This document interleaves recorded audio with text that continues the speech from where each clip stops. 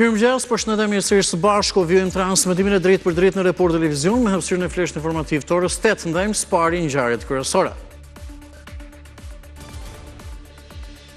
Një sot zyrtarisht fushata 30 ditore për zgjedhjet e 11 majit. PD dhe koalicioni Alleanca për Shqipërinë Madhështore do të çelin të parët fushatën në sheshin Nën Tereza, apo punohet për ndërtimin e skenës mitingut, ndërsa socialistët sot do të kenë takime masive me gratë në 12 qarqet e vendit. PS fushatën e hap zyrtarisht nesër në orën 12.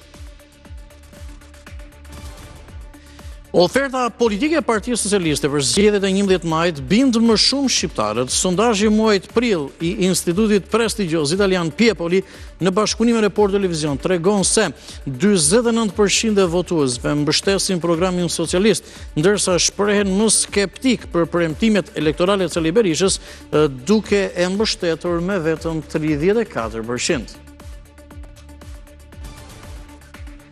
Sot pas dite Sali Berisha çel fushatën elektorale, por para ditën gjykatën e posaçme mbahet seanca për aferën Partizani, ku do të vendoset nëse dosja do të kalohet apo jo për gjykim. Prej 7 muajsh Berisha dhe Dhëndri Maltezi janë marrë të pandehur për korrupsion dhe pastrim parash.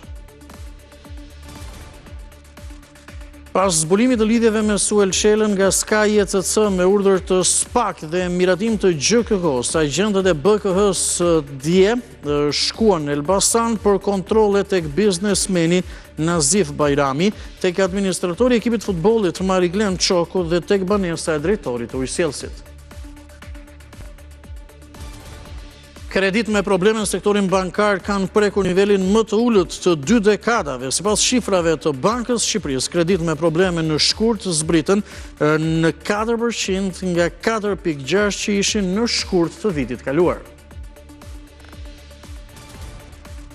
Presidenti Amerikan ka vlerësuar lëvizjen e Bashkimit Evropian për pezullimin e tarifave pas vendimit për ngrirje 90 ditore nga SHBAT. Na kanë trajtuar shumë keq, thot Trump, por u treguan inteligjent. Lazio ngrin në acarin norvegjez. Bodo Glimt ka mundur 2-0 në ndeshjen e parë çelek finalet e Europa League, duke prenëtuar kalimin më tej. 3 sfidat e tjera në Europa League janë mbyllur në barazim, ndërsa në Ligën e Konferencës fitore kanë arritur Chelsea, Fiorentina dhe Betis.